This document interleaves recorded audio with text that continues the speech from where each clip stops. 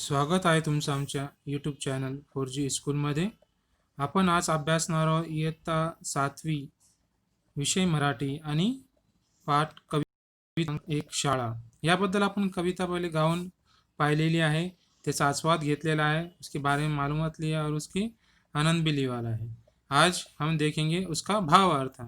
अगर आपने हमारे चैनल को सब्सक्राइब नहीं किया तो सब्सक्राइब कीजिए और लाइक कीजिए और शेयर कीजिए. देखिए इसका महत्व बताया, क्यों हमको पढ़ना है.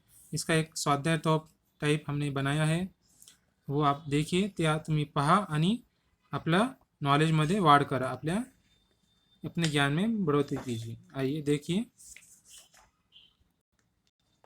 पहा, मराठी शाळा वर्ग 7वा. कवितेचा भावार्थ. आपण कविते में क्या सीखे और आपने को कविता में मध्ये कवीनी शाळेविषयीचे प्रेम, जिव्हाळा, आदरभाव व उपकाराची भावना व्यक्त केली आहे. इसमें क्या किया कवि ने कि उनको कवि जो स्कूल है, स्कूल के लिए उन्होंने अपने दिल से हमदर्दी, उसका एहसान है कि स्कूल में हमने सीखा है, इतना सीखे हैं और हम जिंदगी में कुछ करने के काबिल बने, ऐसी उसकी जो इच्छा है, वो भावना है, उसकी दिली जो इच्छा थी वो व्यक्त करता है. और उसके बाद में क्या होता है, देशाचे भविष्य उज्ज्वल करणारी पिढी निर्माण करणारी माझी शाळा महान आहे. वो बोलता है देशाचे भविष्य उज्ज्वल करणारी, मतलब देश को आगे तरक्की पे ले जाने वाला, देश, अपना घर, अपना खानदान, अपना समाज, इसको आगे ले जाने वाले जो बच्चे तैयार करे, वो जो स्कूल है वो बहुत अच्छी है और बहुत महान है, ऐसा वो कहता है.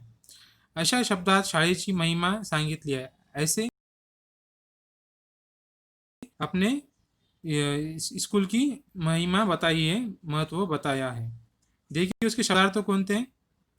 मज मला मतलब मला, मेकू, लळा मतलब माया प्रेम, माऊली मतलब आई माता, भोवती मतलब सगळीकडे, तयांच्या मतलब त्यांच्या, खोडकर मतलब तत्पर, गुरुजन मतलब शिक्षक, देश कार्य मतलब देश सेवा आणि बंधू प्रेम म्हणजे भावंडांचे प्रेम. अशा प्रकारे आमचे नवीन नवीन व्हिडिओ रोज अपलोड होत राहील चॅनलवर. आणि स्वाध्यायासाठी आमच्यासोबत जोडून राहा आणि आमच्या चॅनलला सबस्क्राईब करा आणि शेअर करा आपल्या मित्रांमध्ये.